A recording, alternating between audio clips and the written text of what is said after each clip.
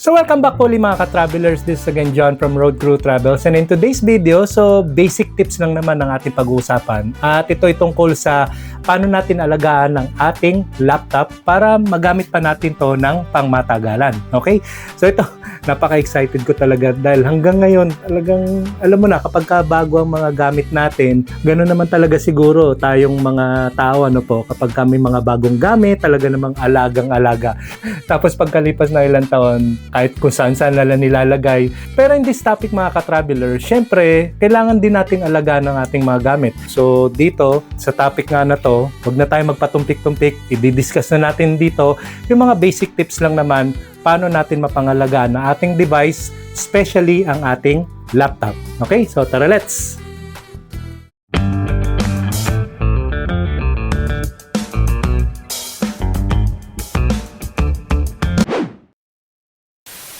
And now back to your regularly scheduled program.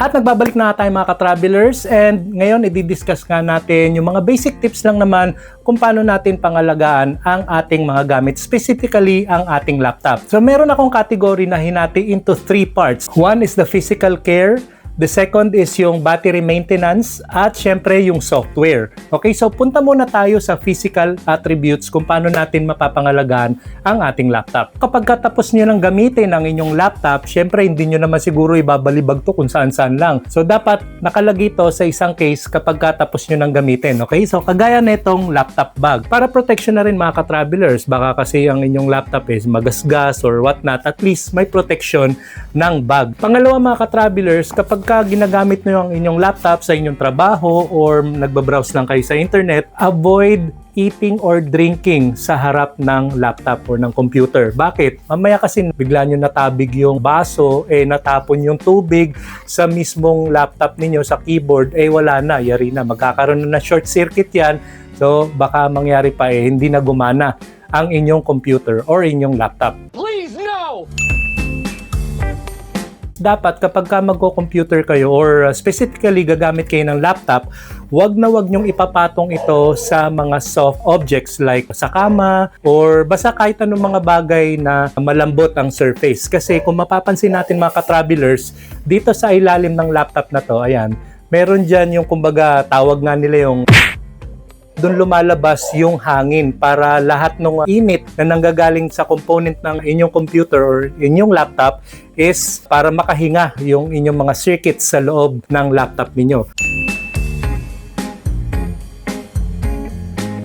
So ang payo ko dito mga ka-travelers is kailangan gumamit kayo ng hard surface. In that way, mas nakaka-escape or nakakalabas ang hangin mula sa laptop at kahit papano well-ventilated ang inyong machine or device. Or alternatively mga ka-travelers, kung may budget naman kayo, pwede naman kayong bumili ng laptop fan. Ayan, katulad nito. So ibig sabihin na ito mga ka-travelers, so nalalamigan na direkta ang mga circuits ng inyong laptop o kahit papano hindi nag-overheat, di ba? Nice. And syempre, once in a while, naalikabukan naman ng ating laptop, so kailangan natin talagang linisan ito. Lalong-lalo na mga ka-travelers sa may screen ng inyong computer. Syempre, kapag maalikabok yan, paminsan yung mga visuals is medyo malabo na kapag tinitingnan natin. So syempre, linis-linis din kapag may time.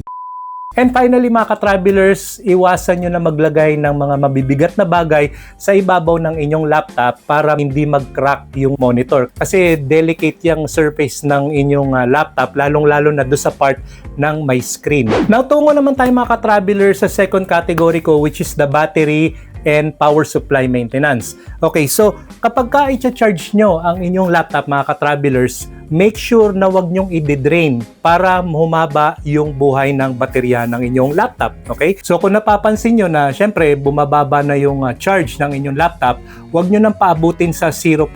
As much as possible, kung makikita nyo yung battery meter niya, kapag umabot na siya sa 20%, so that's the time na i-charge nyo na siya. And then on the other hand naman mga ka-travelers, habang china-charge nyo ang inyong laptop, wag nyo naman pabayaan na sagad-sagad ang kanyang pag-charge. Kasi kung sobra naman ang pag-charge niya, sabi nga nila lahat na sobra masama. So at least kahit papano mga tipong mga 80 to 85%, pwede na yun mga ka-travelers at tanggalin nyo na yung charger ng inyong laptop.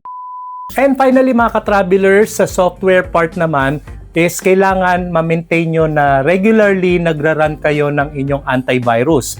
Dahil lalong-lalo na sa panahon ngayon, madalas tayo nag-internet, hindi natin alam baka may mga malware na or napapasukan na ng virus ang ating computer habang gumagamit tayo ng internet. So mas maganda protektado ang ating computer ng antivirus na naka-install. Meron namang settings dito sa laptop kung kailan nyo i-schedule ang inyong pagra-run ng antivirus para protected din ang software part or mga applications ng inyong computer. And syempre kung may budget nga kayo, pwede naman kayong bumili ng external hard drive or wala natang ganon, yung external SSD or yung tinatawag nila na solid state drive para may backup kayo sa mga files nyo just in case lang na may mangyaring hindi maganda sa inyong computer or hindi na kayo makapag-run ng application, at least yung mga files ninyo or yung mga data ninyo or documents is nakasave externally apart from your laptop. Good job! And that's it mga ka-traveler sa mga ilang tips para mapangalagaan natin ang ating laptop. So I hope may natutunan kayo dito. At kung di pa kayo nakasubscribe sa aming channel, don't forget to subscribe Road Crew Travels at i-hit nyo na rin ang notification bell para updated kayo palagi sa aming susunod na vlogs. So till next time mga ka-travelers, maraming salamat at God bless.